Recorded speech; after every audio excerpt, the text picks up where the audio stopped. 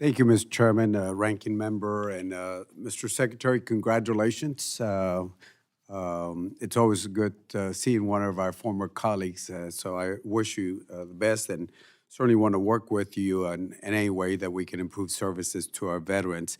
I want to talk about efficiency, competition, performance, and contract management requirements. They're all under the law already. Back in 2010, Congress passed the Government Performance and Results Modernization Act, and it calls for several things. There's also the other section dealing with contracts about the penalties where you can suspend or debar somebody or put penalties, monetary penalties. So everything's under the law. And I'm hoping that Congress, since everybody's been talking about efficiency, effectiveness, and accountability, that I'm hoping that Congress can look at some of those provisions and enforce those provisions. They're under the law. First one there's four categories: performance and regulatory efficiency reviews. The law already calls that, you ought to be looking at annual reviews of major construction, et cetera, modernization programs. It's under the law right now. Congress needs to provide that oversight. Same thing with looking at certain rules or regulations or directives that might be duplicative or inefficient. We ought to be looking at that. The law already calls for that, but Congress needs to do its job. Second category is contracting and construction procurement. And it's basically having competition and not just giving it to somebody. But the main thing is looking at on time and on budget. Name me one contract that, and some of us have been doing appropriations for years. Give me one agency, and certainly, I sit on the fence and our members see this. Everything's not on budget and it's not on time, but we don't enforce the penalties that the law calls for. So that's the second part.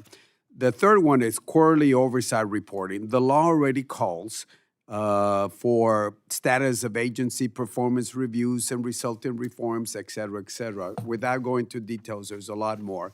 And then finally, the development submission of updated performance measures or metrics. The law calls for that already, and I think y'all are doing that, but it's not provided to Congress. And the problem is, if we're going to do our legislative oversight, we have to be able to get that work. So I certainly want to work with you on getting some of those items, working with you. And finally, the last question, and this is a question. There's some reports that show that the VA does provide mistaken disability and pension payments, a large amount. And then, including whether this report is right, $1.4 billion. But then those overpayments, because administrative errors, then they go back to the veterans, and the veterans say, I don't have the money. Now, I got the money. I know, you paid. It was a mistake, should be paid. But if we can prevent those errors at the very beginning, I think that will prevent some hardship for some of the veterans later. And again, look forward to working with you. And I used to be Speaker Pro Temp, and I miss your humor on the floor. You have a great sense of humor, Mr. Secretary. Good seeing you again, and I wish you the best. Thank you, Congressman. It's good to see you again as well. Let me hit the last one real quick, because I know there's a hearing yesterday or this week, I think it was, in House Veterans Committee about this overpayment issue. This is not a specific VA issue as well, because I've been in the military for years. I remember DOD, especially when we first kicked off in Iraq and Afghanistan. There was overpayments for uniforms and other things, and then we were actually, unfortunately, some of my younger enlisted troops were having almost their entire pay was docked because they had an overpayment and they couldn't pay it. So this is something that's concerning to us. They're going to fix as we go forward. Very quickly, everything you outlined in your first part of your question, we're actually trying to follow the law, looking at this as we go forward.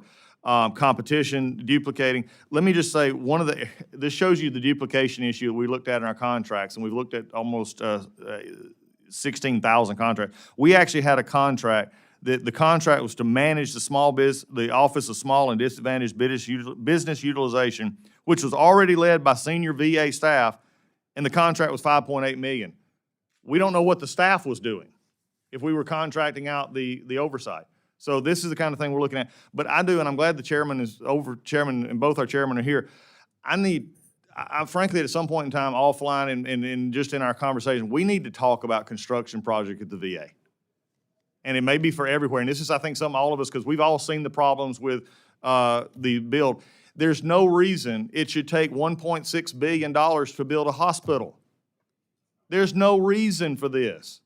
But yet, here's the part. We budget a little bit, and then we'll budget the next year for another little bit. And for instance, I think it's like the St. Louis or Louisville, it takes 10 to 15 years to build a center. Every one of your hometowns, they can build a healthcare building or center in 24 months and be ready to go, and at a lot less cost. So I know we did this a few years ago when I was here, because we had the reaction to how it was going. I think it was in Colorado and some others. We brought in Corps of Engineers. We added these layers. I'm just telling you, Mr. Chairman, it's not working. I can't, it's hard for me to be able to come to this committee and say I have a major construction project, which we desperately need in some areas, that I can tell you will get done on time and on budget. I just can't do it. Thank you.